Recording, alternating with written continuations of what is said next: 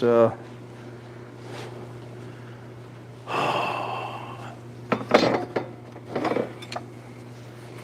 sure we have comments roll in pretty quick, but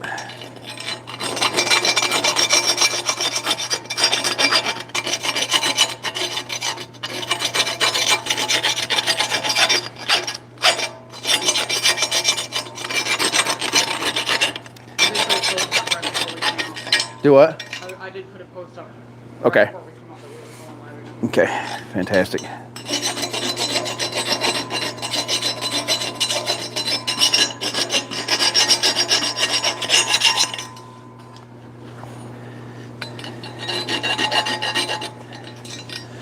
So this is always aggravating as far as the work. Like whenever you involve a welder, there's going to be spatter, and spatter's a pain in the ass. So again, this doesn't have to be a precision piece, but if you've got a bunch of welding spatter in there and then try to drive a handle into it, you're going to be in for a bad time. So I've got some build up in there, so I'm trying to get rid of the worst of it, because it's just going to be a misery.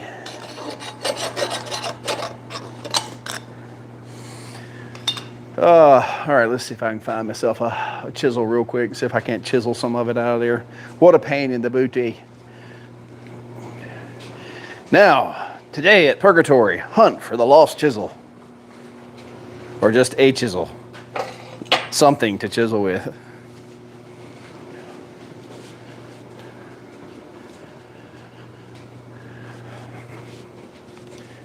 So I promise you, an hour ago, chisels were abundant, roaming like the buffalo in the shop. And now, sadly, due to unknown reasons, I can't find a damn thing. Regrind this one.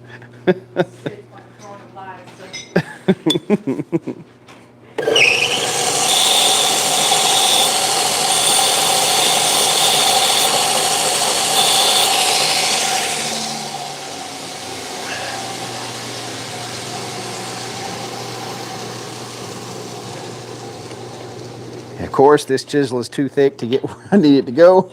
Oh, you son of a bitch. So much for that chisel. So there are so many items in the shop that are specifically made for specific jobs that nobody remembers now. It's kind of one of the craziest things. When I started working for Jay in Andersonville, there was crap everywhere, and I mean piles of stuff that looked like they had been there since the dawn of time. Like I was going through a literal scrap pile, and there was not a piece that I could pull out of there that Jay didn't know what it was. And that just always fascinated me. And for now, you know, when I'm out here in the shop doing stuff, it's kind of a crazy deal because it's the same way. Because, you know, there are, in fact, piles of crap in here, but I lovingly put every piece of that pile of crap into place. And so it's all stuff that I know where it's at. Yeah, unless it's a chisel, and then I don't know where it's at.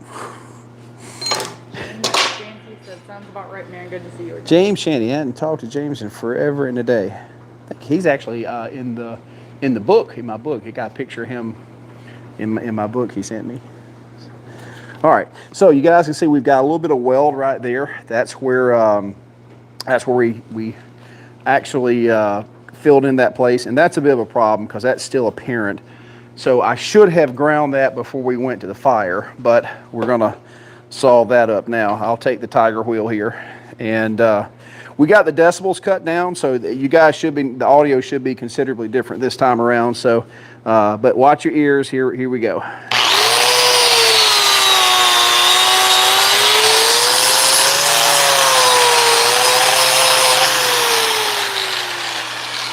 And while I'm here, I'm going to break these edges.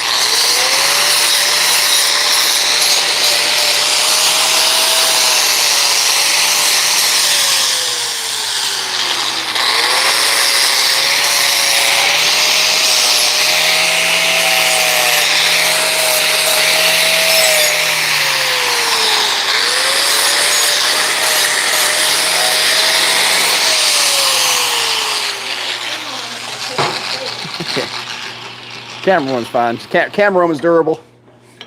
It was on a resume. James said I finally built my own shop and been doing some work in here at the top. That's awesome, man. I'm glad to hear that. I am glad to hear that.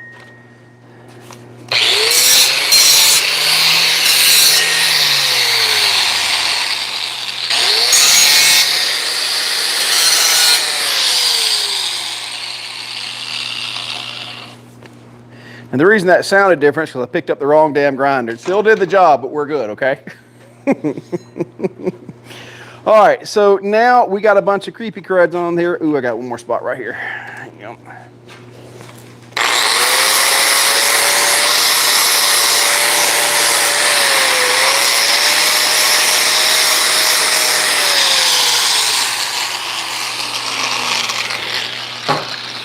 So what we're going to do now, and a key to a lot of the stuff of making this stuff look like aged but nice, you got to strip all this oxide off, and for that we're going to have our sandblaster. So we're going to take this.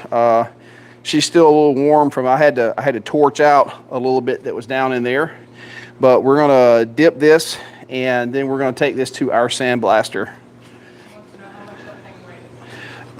This is about maybe 3 pounds, maybe 3-4 pounds, somewhere along in there, maybe 5.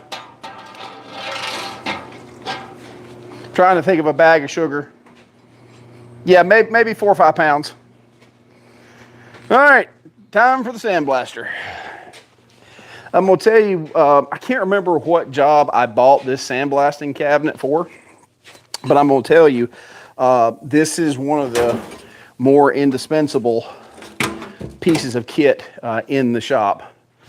Now, it's probably going to be hard for everybody to say, I have not changed my my plastic in here for a while, so it's going to be a little rough to see. Get my gloves off here. But basically, this thing operates on a foot pedal. Let's see, crapola, huh? Okay. And this thing's loud too, so we may not, I mean, even with the decibel thing, it may be a little hinky, so you guys just give me a second.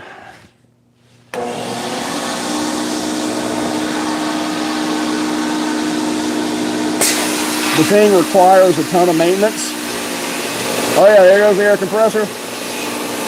We're just gonna make sure nobody can hear a damn thing.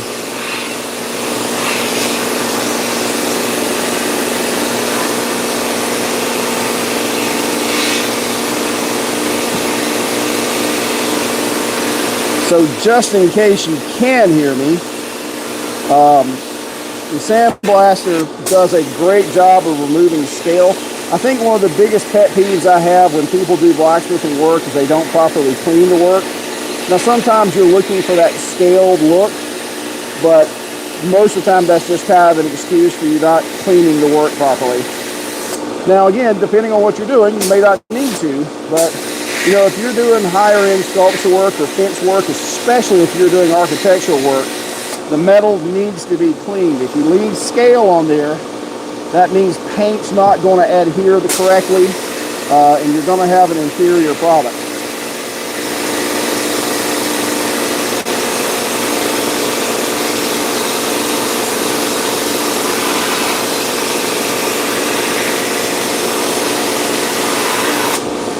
Now this is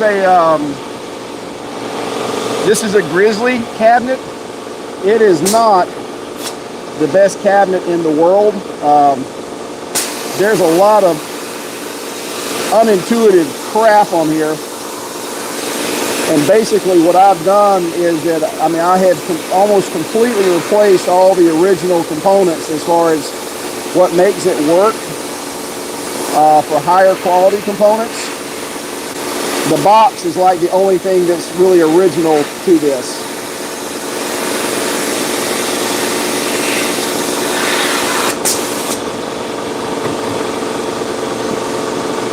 All right, just one more side here.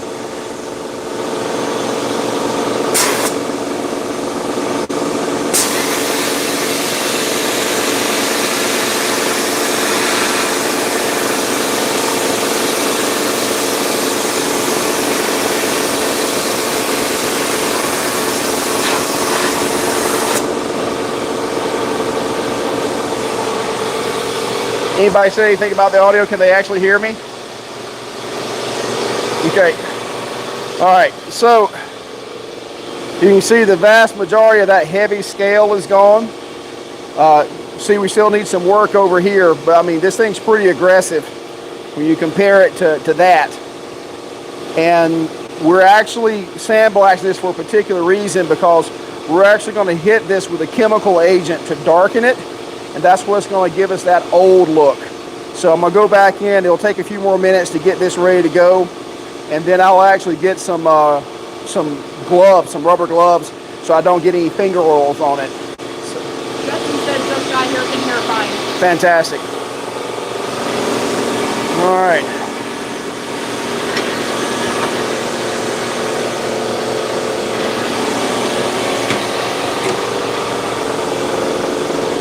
So one of the things when you guys watch the regular videos, you know, there is, especially like for higher end stuff, there is so much of this work that goes on in between.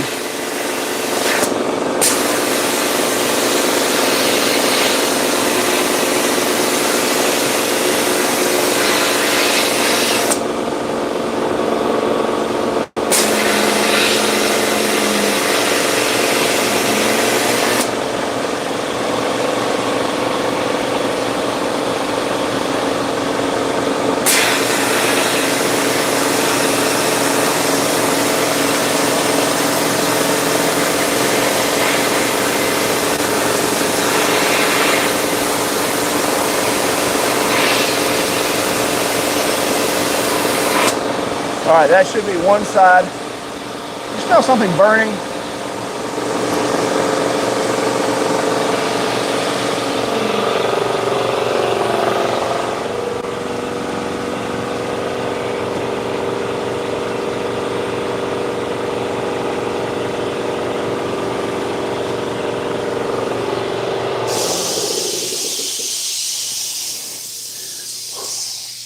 Hang on, guys. Let me make sure the shop's not on fire. That may be I don't know if it's my filter motor or if it's just the stuff coming off there, but it smelled a little burny, didn't it?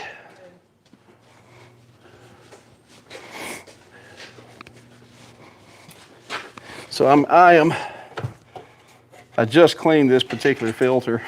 Will said, "Hey, I heard you died. So glad you're still sunny side up." I am sunny side up.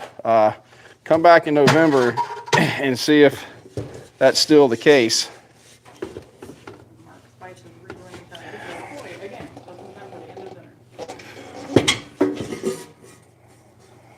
I think it is. I think it is this motor. Okay. I think my motor may be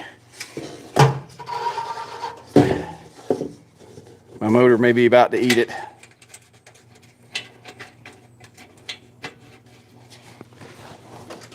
I hope not.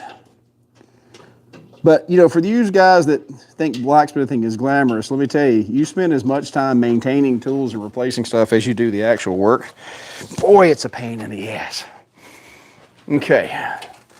And don't even get me started when it comes to maintaining a power hammer. Okay. Well, we're going to run it till it breaks.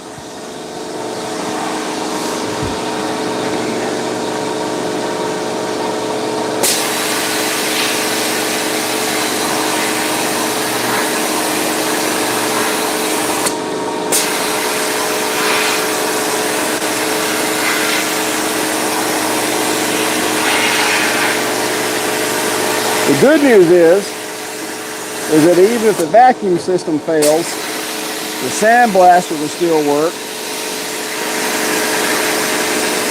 And even if we have to do this blind, we're going to do it. We may just end up like hooking up the damn shop back to it. So if you're unfamiliar with how this cabinet works, one of the great things about the cabinet is one is contained. That means that your blast media is reused. So if you have a big ass sandblaster outside, you just lose all the grit. The grit's a one-shot Johnny. But with the cabinet, of course, it's just recycled. So it saves you a lot of money on grit. The other thing is the fact that, I mean, again, it's It's just super handy, and you don't have to be suited up in a spaceman suit to actually use it. The downside is that as you're doing this, if you can get the camera over here and check it, you can check it out. Bring it over and look in. Even though the screen is not clear, you can still see, or should be able to see, a lot of the dust. And that vacuum system pumps that dust out of there so that you can see. Otherwise, it would just become a complete cloud chamber very quickly.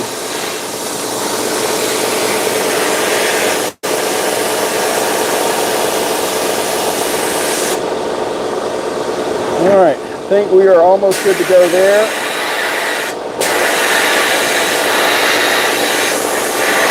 Just a tad bit more.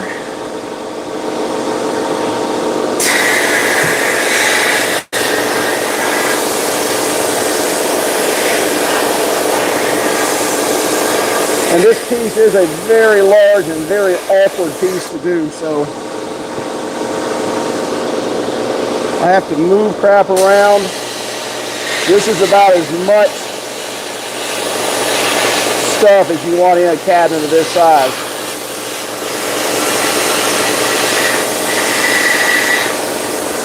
Okay, so I think we're good there. So I'm gonna go grab me some nitrile gloves because I don't want to even touch this anywhere with finger oils. So let me grab some nitrile gloves. I'll be right back. Great thing about this mic though, I can continue to run my mouth. So one of the wild things about, especially doing like this type of work, is that you're doing new stuff, but you want it to look like it's old. And so there's a whole other art in making stuff look like it didn't just come out of your shop. So, okay. Now, one of the other problems I'm having here, especially in the past couple of days, is the simple fact that I have been working non-stop for about a week and a half, and the shop gets disorganized. And so the problem is that once the shop gets disorganized, then you're having to hunt crap. And ideally, I want my shop to be so big that I have dedicated stations for everything. For example, my work table here, this sucks because normally this is the welding table, but as I'm working, I have to use this as a work table, and that gets to be a real pain in the bahookus, simply because I got crap on here now. And if I want to do welding, I have to make sure that there's nothing explosive on there. Ask me how I know. So again, it is just a real aggravation trying to swap mediums. Like I said, again, in a perfect world, what I would have is a shop that was large enough with a shop for welding, shop for woodworking. But as it stands, as I'm swapping stuff in and out, for example, I have a bottle, a solution that actually is a gun blue solution. Is this it right here? Nope, that's pine saw. And whereas it should be right on hand, it is not. And now, live on camera, we get to play Where's My Shit? Yeah, it's one of the regular spray bottles, but it's an older one, but it's got a blue compound in it. Should be marked gun blue, but if not, we're about to sacrifice a bottle.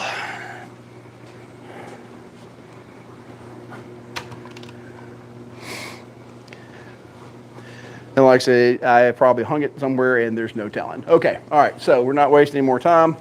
We're gonna take this bottle right here. Actually, we're gonna take our pine saw bottle over here.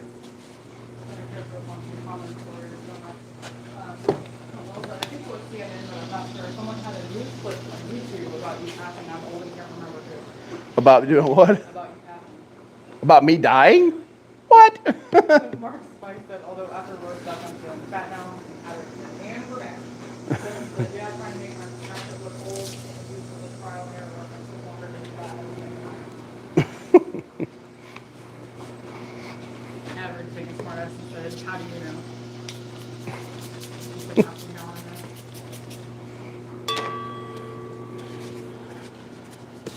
know. One, I don't think my death would qualify for CNN. But if it did, I mean, Then I'm a much more important character than I thought in the world. closely to the that one. What's that? That bottle that's hanging on the front there. That's not them either. I don't think. Yeah, it's not it. It looked like kind of like Windex. So guys, this is called Van's Gun Blue. I buy this stuff by the gallon. It's rather expensive. It's about 110 bucks for that gallon. But this is used in the gunsmithing industry. And as long as you've got clean metal, what this does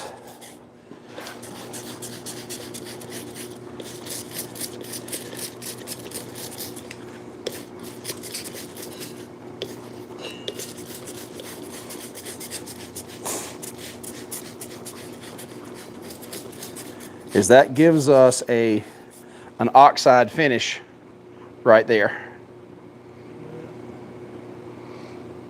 But again, the surface has to be grease free, finger oil free. I mean, it has to be free of just about every damn thing. And it is very difficult to get that surface clean without blasting it. So what I'll do now is come over here. I take my air hose and I actually blow this off.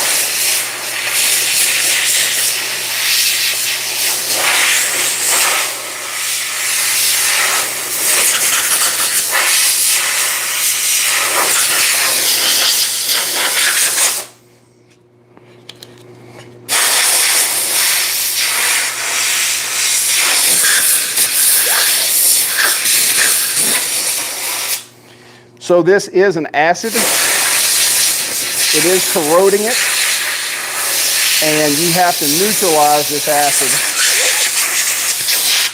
And the only thing that neutralizes this is actually some type of petroleum product. So that's where we just come in with the WD-40 and we spray her down generously, and that should stop the action. If you don't stop the action, a couple of hours, this thing will be completely rusted, which sometimes in its own right is actually a cool effect. But for this time right now, that's not what we're after. Now, one thing I do want to do here is I want to actually highlight this. I want this to kind of pop out. So now we're going to go to our buffer, and we're going to do a little bit of light sanding to get this to pop. And I'm going to put in a 200 grit wheel just to clean this up, and then do a little bit of polishing so that looks like you can really see the definition there. So, all right, and let me grab a tool that was conveniently put back where it belongs. Thank you very much.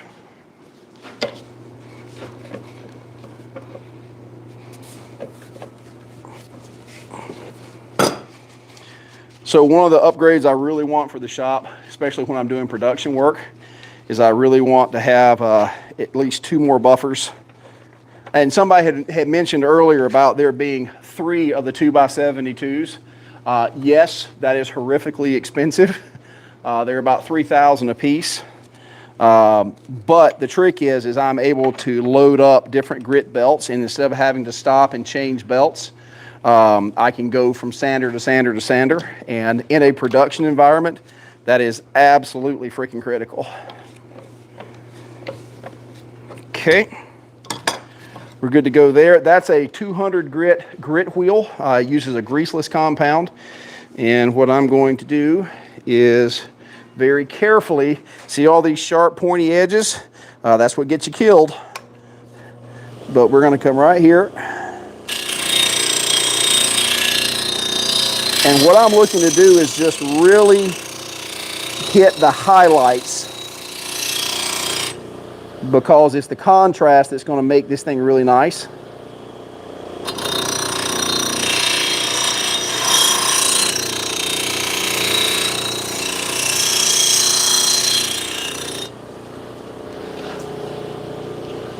So you can see that effect. There's one of the reasons we try to make these so deep is so that we can have that contrast effect.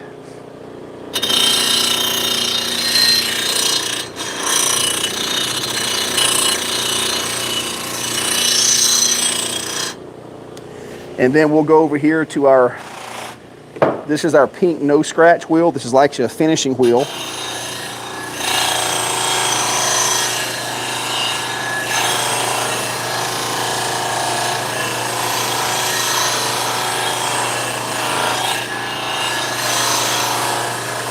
So hopefully what we're going to get is that highlighting effect right there, and that looks really good. And you notice, unless you're kind of looking for it, you do not see the welds in there unless you're really looking for it, and that's what I'm after.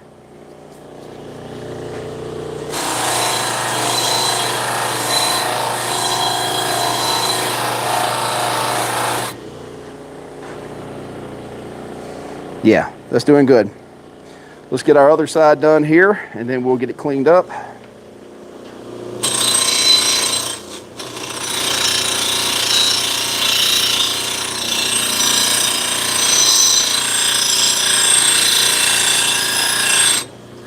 Now, absolutely, buffer is the most dangerous thing in the shop.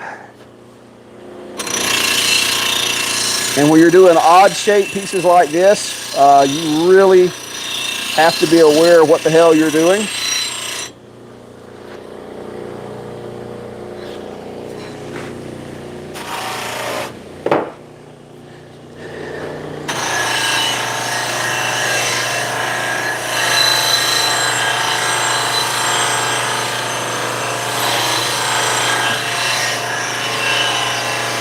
Notice I'm not getting that piece up there, because what that would require me to do is put an edge into that wheel, and that's a no-no.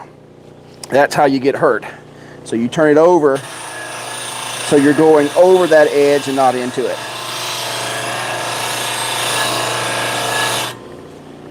Okay. And that's a good look. We'll put a little bit of now we've got a bunch of compound on there. So what we'll do is we'll take a little WD, which is an excellent solvent for that compound.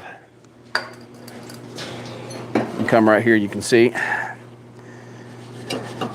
So once we take away a lot of that compound, now you've got contrast between your centerpiece and your piece out here, but it still looks old and rough and cool. So that's not a bad deal at all.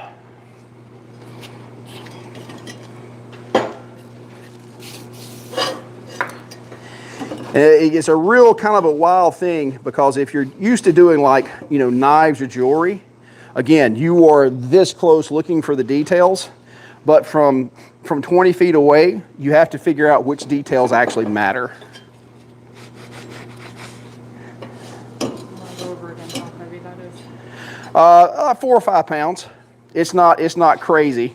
Certainly kind of heavier than most of your other standard axes. But again, this is a fabricated fantasy piece, so this is not a, you know, it's mostly for show, not for go. Yeah. So one last thing I am going to do, I'm going to hide a touch mark up here. We're going to go over here to the anvil real quick. Make sure, take a hammer with me.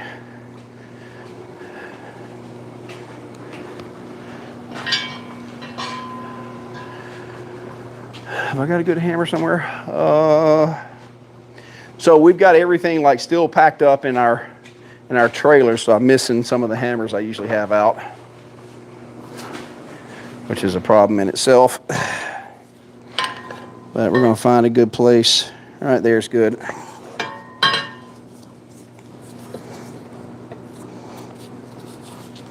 This is always a pain in the butt. It's not going to be a deep strike, but we're going to try to do the best we can here. That's good enough. We got a last name in it. So there we go. And now we just gotta go do our handle. And that's really the reason I want to come out here and do this next live stream. We want you guys to see this to the completion there. So now we're going to go do a little bit of woodworking. So yeah. So that piece is ready. Grab my tape measure. And again, this is a copy of that piece there. Let me grab my tape measure real quick. Most of the times when people come to you for a custom order, they don't have a design, they don't have a blueprint. So especially when you're prototyping, you know, it's one of those situations where you're just making guesses. So I'm gonna cut a piece 36 inches, and I'm guesstimating. Rough it out at 3. Yeah, 3 inches there. So 36 by 3 inches is where we want to be. I'm going to double check that against this guy right here. 3 is going to do it, and 1 inch should do it there as well. Okay. Okay, all right. So let's go. I'm going to take off my gloves here. Now, guys, if you're in the shop, and because these things get to be precious after a while, if you are in the shop, you will go through a ton of these. And if you start tearing them off like this, you lose them. We'll show you my personal trick. If you have an air compressor and a nozzle, and if you don't, I save a bunch of gloves this way. That not only dries the glove out on the inside, it also gets it off without tearing it up.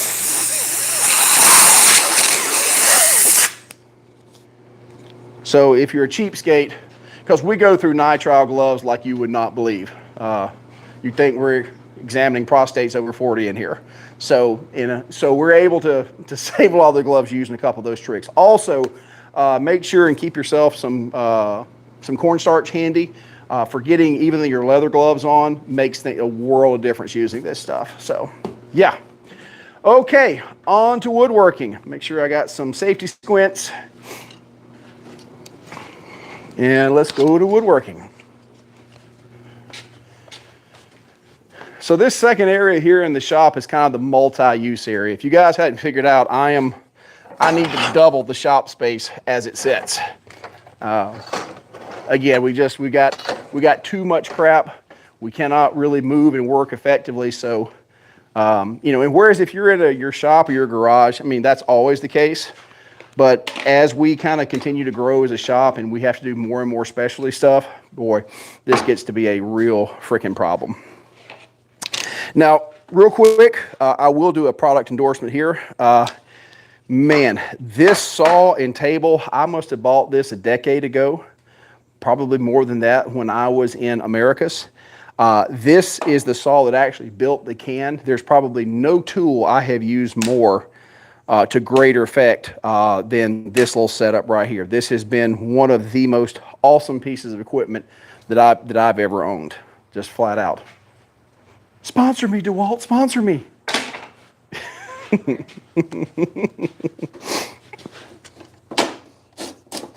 Yeah, this thing's been great. This thing has been great. I think I paid altogether like $650 for it back in the day, and boy, has it been super awesome. So what we're going to do is I have got some oak. We went out to the we went out to the wood yard not too long ago, and I got some boards over here, and they're still in the back of the truck. Now the problem with my guy over there, I say problem, is the fact that a lot of this oak is stuff that has sat out for a while. So if he doesn't have anything, if you have anything fresh, see, the problem is if I make an axe head in Georgia where bone dry moisture content is 13%, and I make an axe handle that's out of green oak, by the time it gets other places like California, Arizona, where it's 2%, like no humidity whatsoever, the handles will actually shrink up and the axis will come out of the handles. So we constantly have to kind of fight with that a bit. So let's see, we're going to cut this 36 just to be safe. And then we'll rip it to 4 inches. Now you guys know I've used an Evo saw for my metal cutting saw. And if you hadn't seen this before, this is super cool because I don't have a giant shop. This is our metal cutting saw. So we actually have one table for cutting long lengths of metal and wood. And by hinging this, I can do both. And that's been a super handy thing over the past years. So, what's that? I have to be careful what angle I'm at because of the lighting. Lighting, okay. Close enough.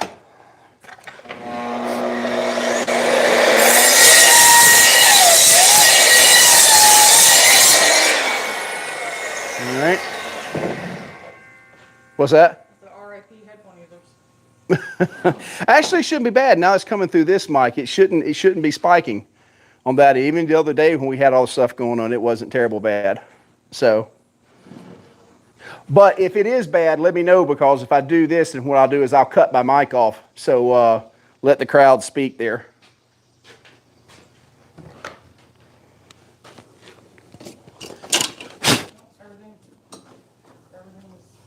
That's what Donnie said the other day. Donnie said that even with the power hammer, everything was super good. So The mic's working good right now.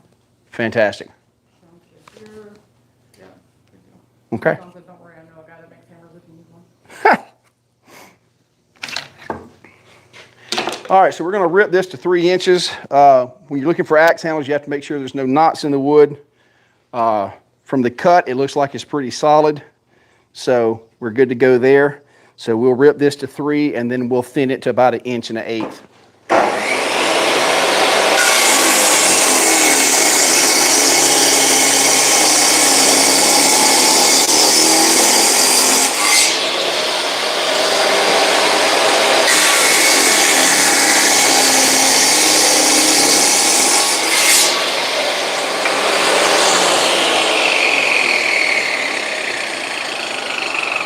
Yeah, you can see we've got a little bit of that fungus in that, a little bit of that spalting. It's still solid, so I'm not going to worry about it too much. But you have to be careful with this older stuff. Kind of a damned if you do, damned if you don't situation. All right, so we're going to cut this just over 1 inch.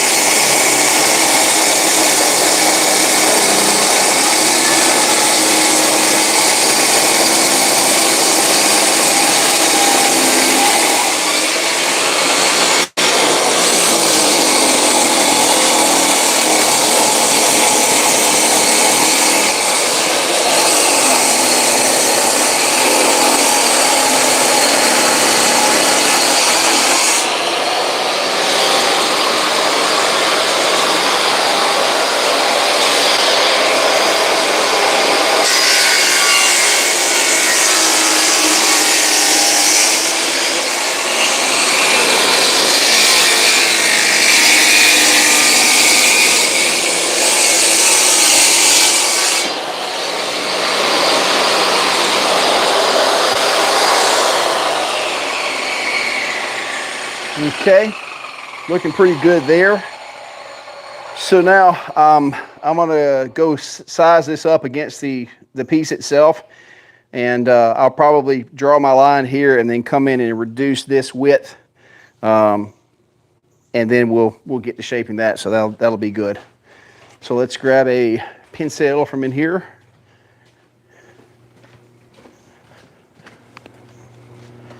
Do-do-do. It is pleasantly cooler than it has been. Still, I wish it were kind of down in the 50s, to be honest with you, because I work best when it's in the 50-degree range.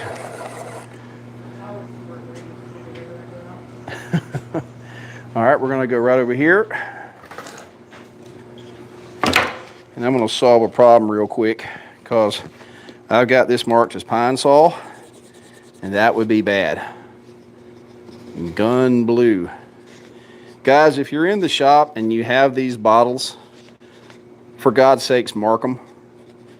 I absolutely believe that you can remember for 2 days what it is, but after that, you will not know what it is, and you'll be in trouble if you have not had it marked.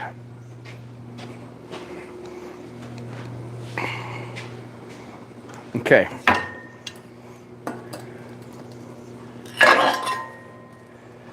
While I'm doing that.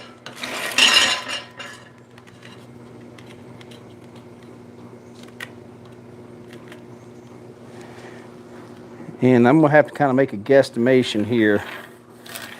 I'll take a measurement, but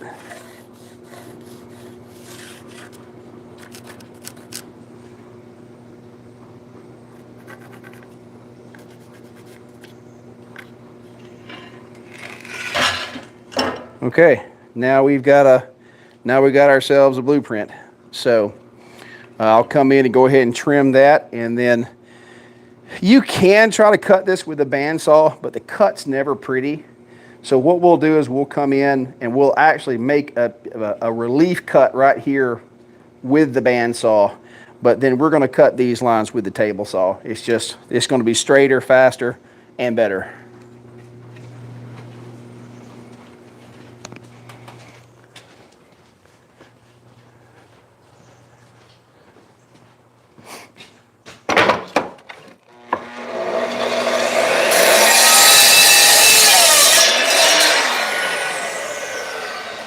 All right, and again, guys, you know, the great, almost the cathartic thing about doing this type of work is it's not exceptionally precise work. You kind of get to do all the cool stuff. Yeah, it's just pretty awesome. Okay, so headphone warning, blah, blah, blah.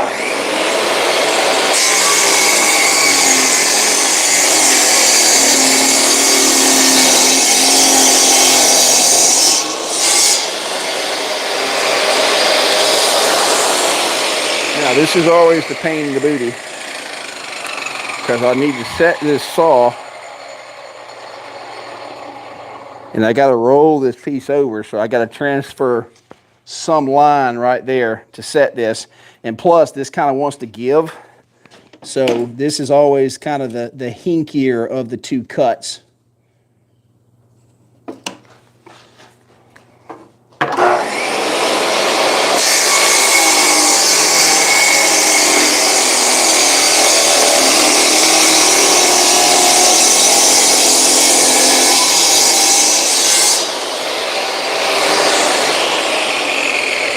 But that's good enough. That's going to get most of what we need done. So now we'll go to the bandsaw. Now this has been a pretty awesome bandsaw. This is a 2-material bandsaw, which again, I usually hate multi-use items. You usually want a specialty piece. And again, if I had my great wish, what would happen is that this piece would actually, set this out of the way. This piece moves around the shop, so this is why we're kind of in this situation here. This whole thing rolls. But this can be set for cutting wood or metal. You can change the gearing in here. And so, I mean, it's been kind of a great tool for swapping over, but man, the number of times I need to hit something metal and then hit something wood's kind of crazy.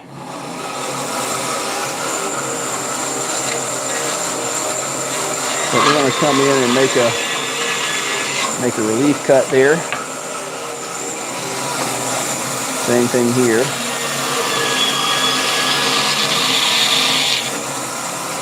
And when I say relief cut, what I'm going to do is I'm going to run this bandsaw to finish the cut that the other saw blade made. And if you'll come around over here on the front, you can watch this.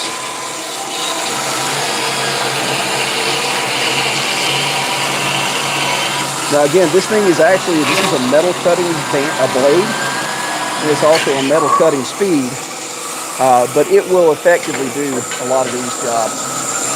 I'm going to crank the speed up a little bit.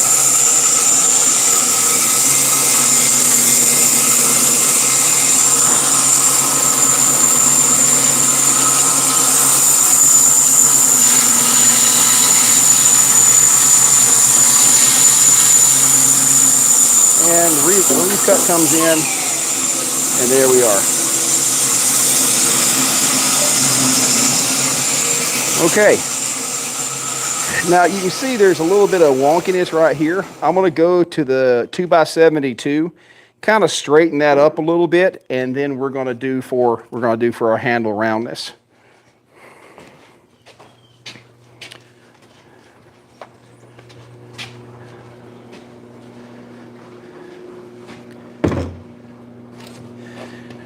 Now remember how important it was I told you to have dedicated things? So again, it's great to have stuff that's adjustable, but if you're really going to do production, you got to have stuff that's fixed in place. And now there's a little bit of an extra aggravation here, and if you guys have never seen how this works, so let me find my work platen wherever I did with it. We've got to redo our whole section here. Instead of these guys being on the tabletop, we're going to put these on pedestals, which is going to make cleaning a whole lot easier. But again, one of those projects for after November.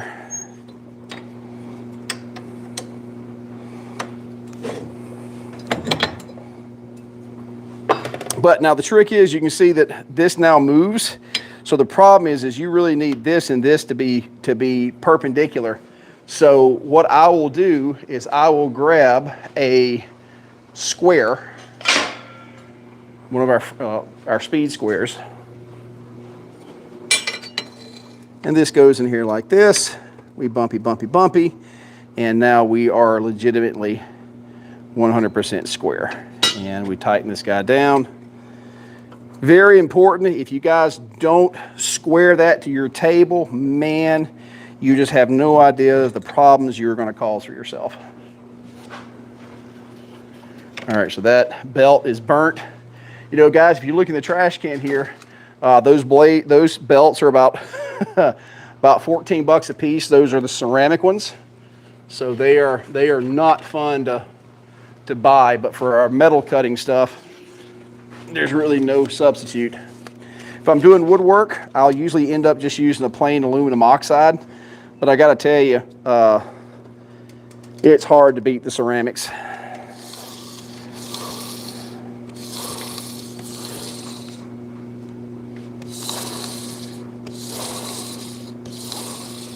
Okay, I think we're good to go there.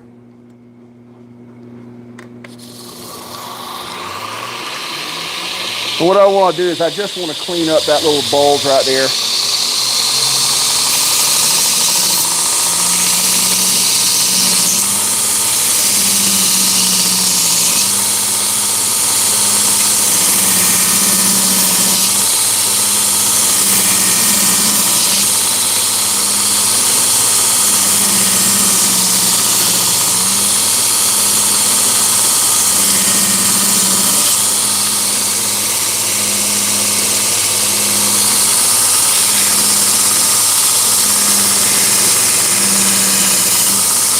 What I'm doing here is I am just redefining that little expansion.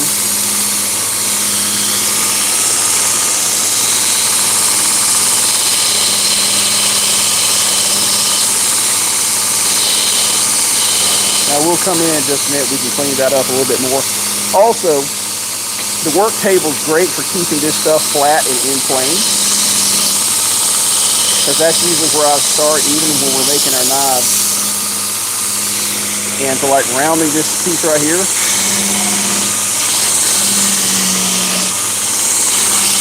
that's really the deal. But now notice that aluminum oxide belt. This is what I've used previous, and you can see on that end grain it's already burning it. I can make it do the job, but this belt's pretty much done. A lot of times that's why I don't fool with these oxide belts for 36 grit. They wear out so quick. So now you can see that that's a fresh side, but that's a weathered side, and that needs to come off. Normally you could just drop this into the planer, but the problem is that's already the thickness I want it to be, and I don't want to take any thickness off of the head here. So what I'm going to do is I'm just going to get a fresh belt, and I'm going to chuck it up, and I'm just going to sand that off.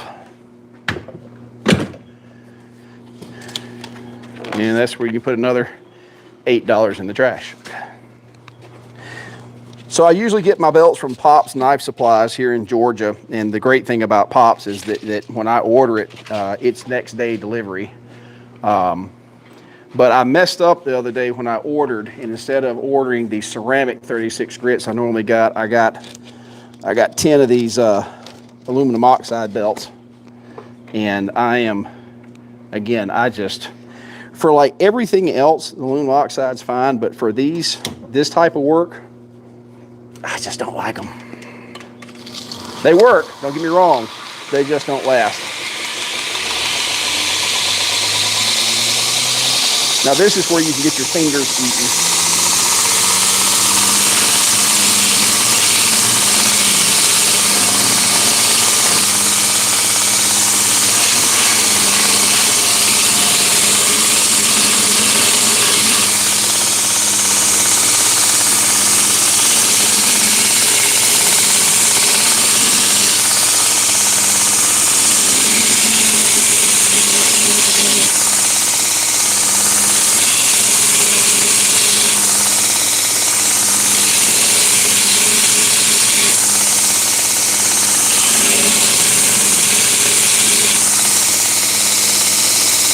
Okay, we're good to go there. Now I get to show you guys one of my favorite tricks.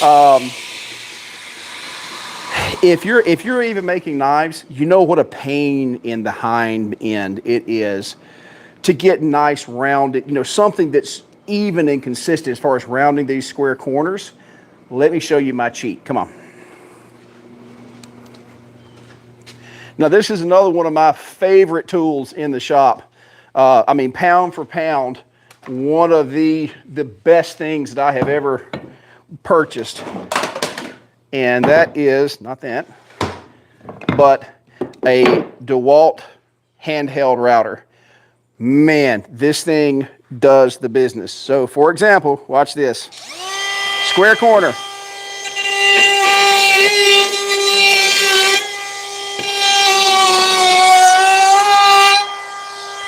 Look at that.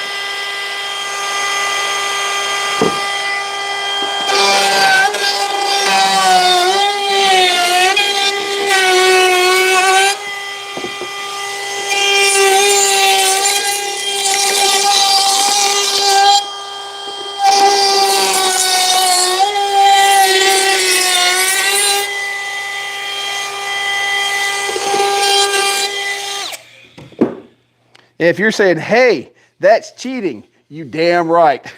Now I can come back in with a 120 and just clean that up, and boy, she's good to go. I got one little spot right here. Hang on.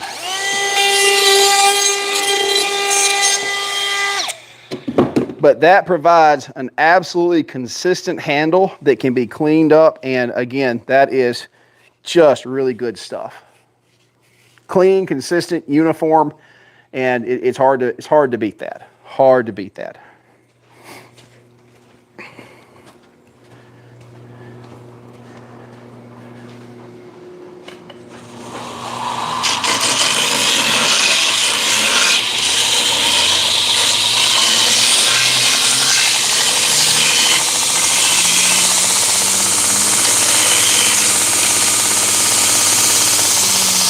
Now, I will tell you, though, it is damn near impossible to get this right, to get this nice and smooth and level using the belt sanders.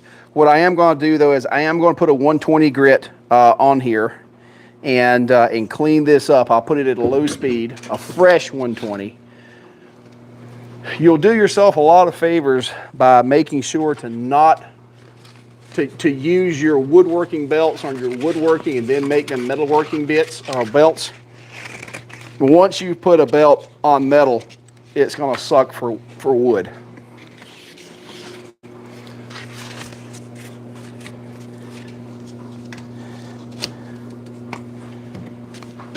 Now this is where having a variable speed comes in super handy. Remember, the higher your grit, in general, the lower your speed that you want to really make it effective.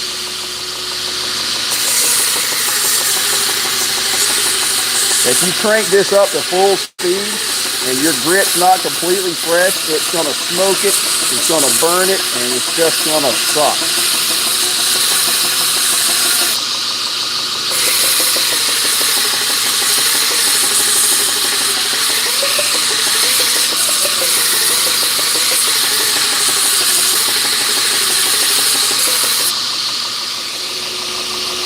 Okay, now notice those long strokes that I'm making there, stroking it.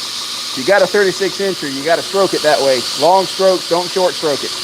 But the biggest thing here now is I've gotten the worst of all these problems, and now what I do is I actually swap over to a hand orbital sander. Now this is kind of my for basic work, for stuff that's not professional end, you know, like going to the show work. A 120 pad on this will take most of your heavy scratches out. It will blend a lot of those rough spots, and it just does a really good job.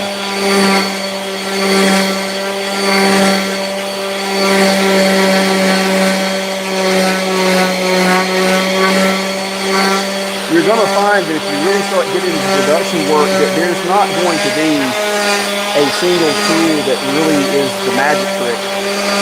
However, combinations of tools, using them in conjunction, is really going to be the real trick. Now here, again, if you've got a fresh 120, which this one's kind of worn,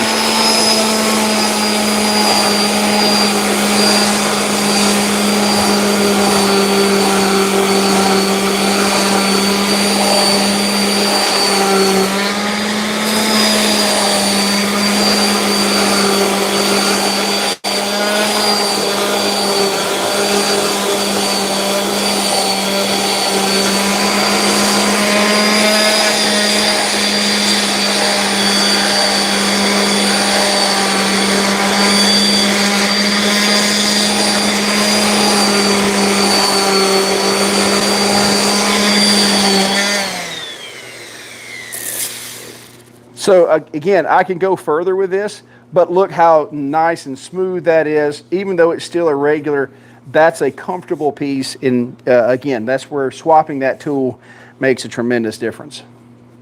Makes a tremendous difference. All right, so let's see if we can't fit this thing for the head. I'm gonna need to swap belts back to a 36 grit over here.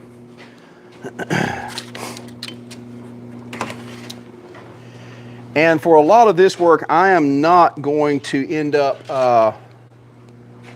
I don't wedge these until they're ready to go out, just in case I have to make adjustments, which is just always the thing.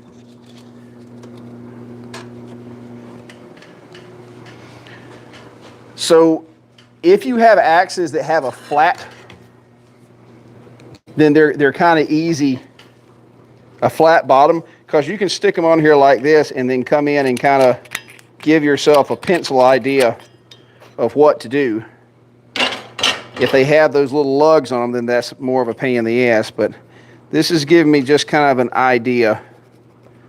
So this is a super touchy-feely thing right here. A lot of this has to be done by eye and feel. And this is kind of some magic here. I'll usually start just by making sure I can get this end into it.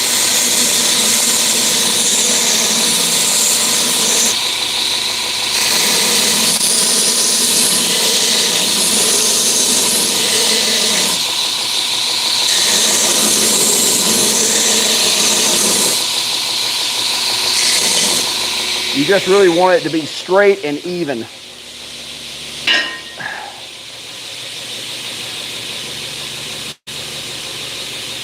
Okay, that ought to be fairly close. I'm probably going to have to reduce the width a bit. But see, that's the piece I'm looking at right there. So what I'll do now is I'll come and take about 2 inches and match it to that and see if I can get it in there.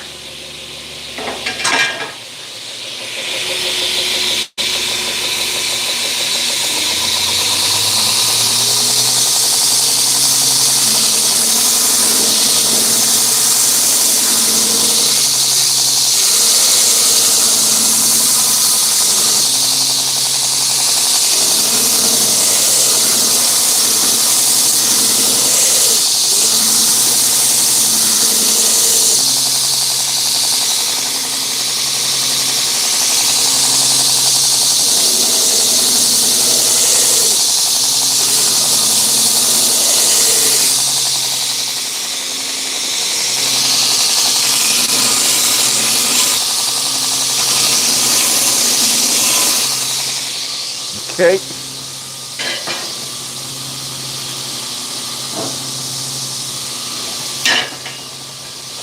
Still gonna be a little wide. So I'm gonna reduce our width.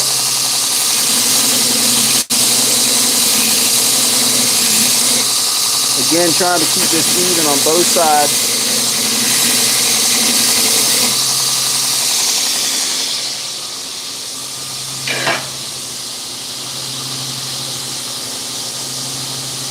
Still too wide.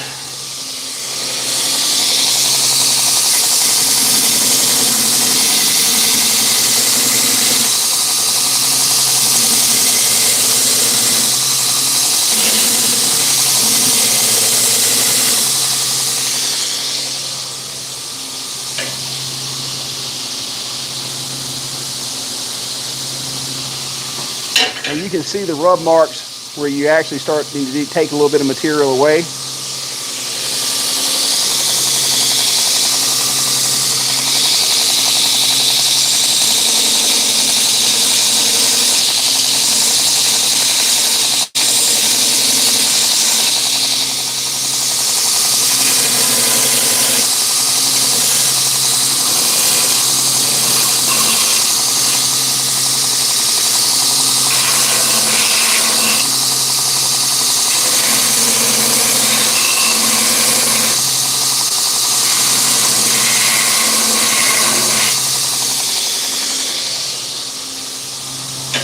This is arguably one of the most tedious parts of the process, but we're close right there. So we got a rub mark here and there, which means I got to take some of that down.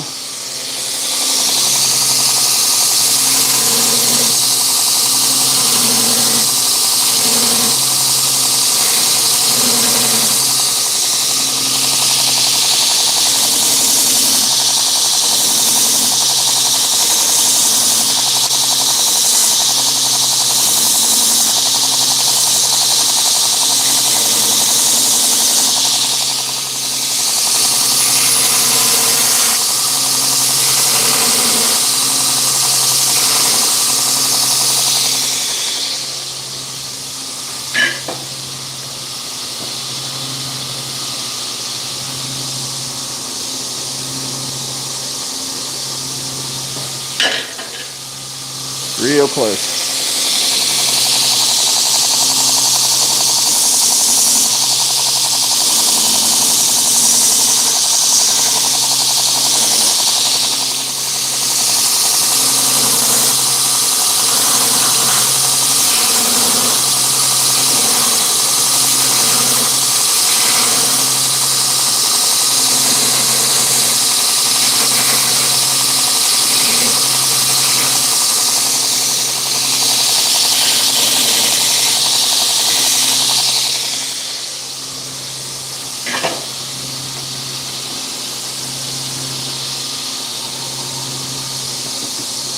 Now it's just a little wide, so I'm going to take some more length off more width off right here.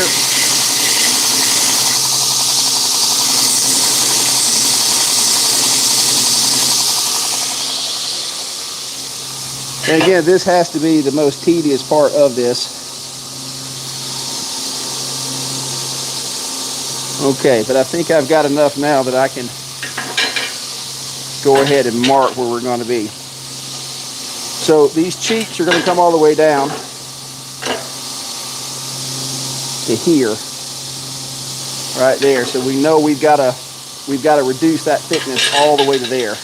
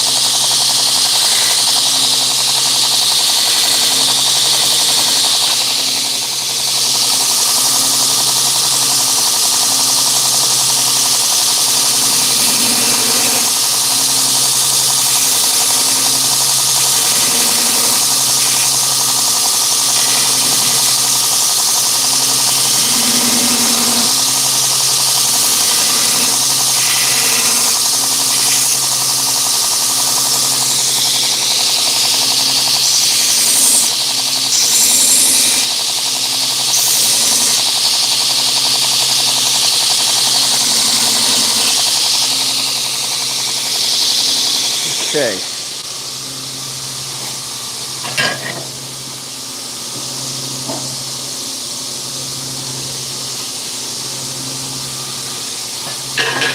All right, so now I'm gonna go up to our slack belt up here. I'm gonna start evening this out just a tad. Give myself just a little bit more roundness in all this.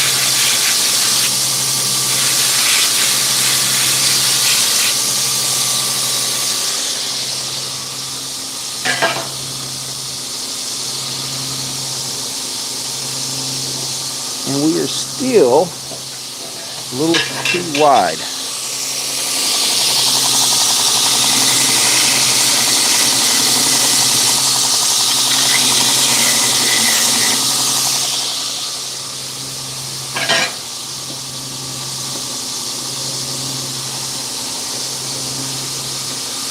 Now, one of the other things you want to be careful about is if you're a smart monkey,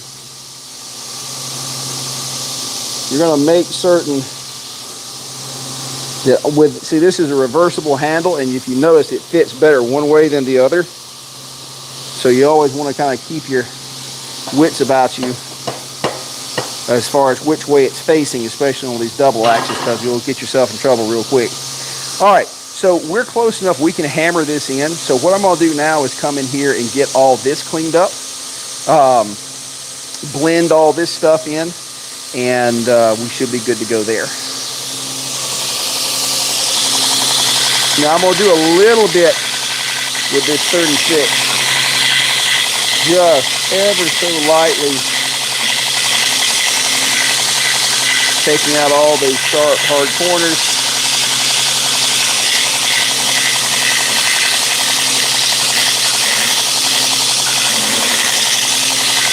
And that scratch right there at that transition is always the toughest one, because if you're not super careful, if you dig down, you're going to cause a divot, and it's hard to get your mind around the fact that if you're going to sand it out, you have to sand it that way. You have to get into this so that you don't dig into the outline.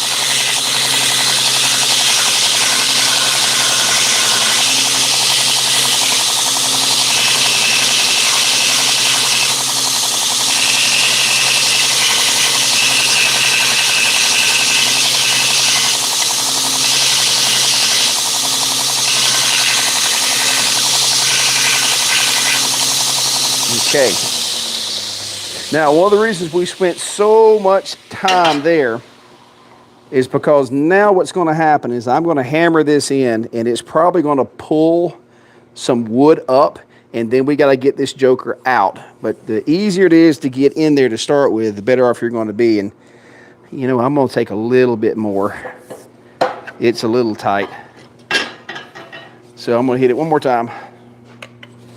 And here's the thing, guys, if this doesn't get right, you'll have wasted the entirety of your time doing this work if you don't have a good fit. Because sometimes when you try to get the damn thing out, it breaks. Okay.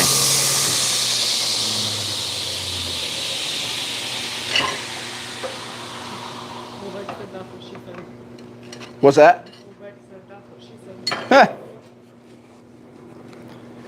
Okay. All right.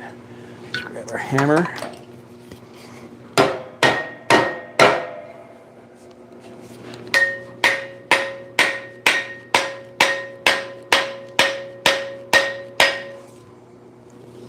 That's actually doing really good.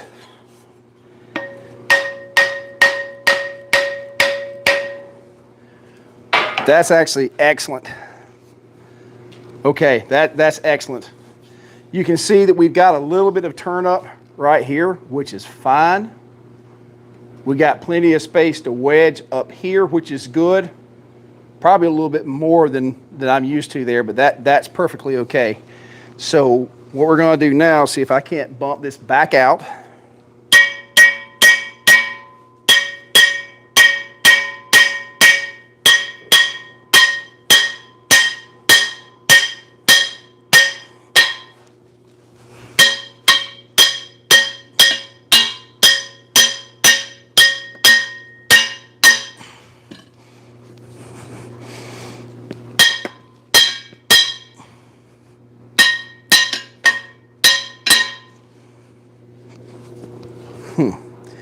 Like I said, it don't want to come out sometimes, and I don't have this mark I don't want to lose, which is my front side.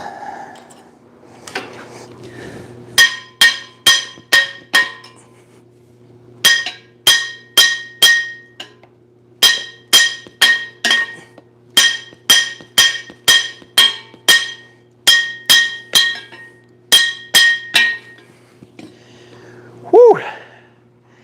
Damn thing gets heavy after a while.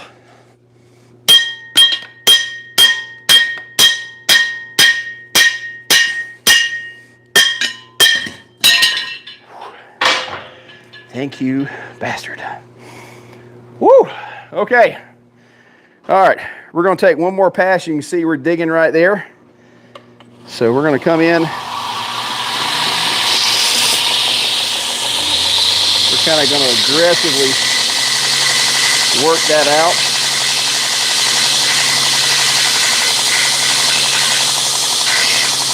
Any place we got a wear mark, we're going to hit it just a little bit.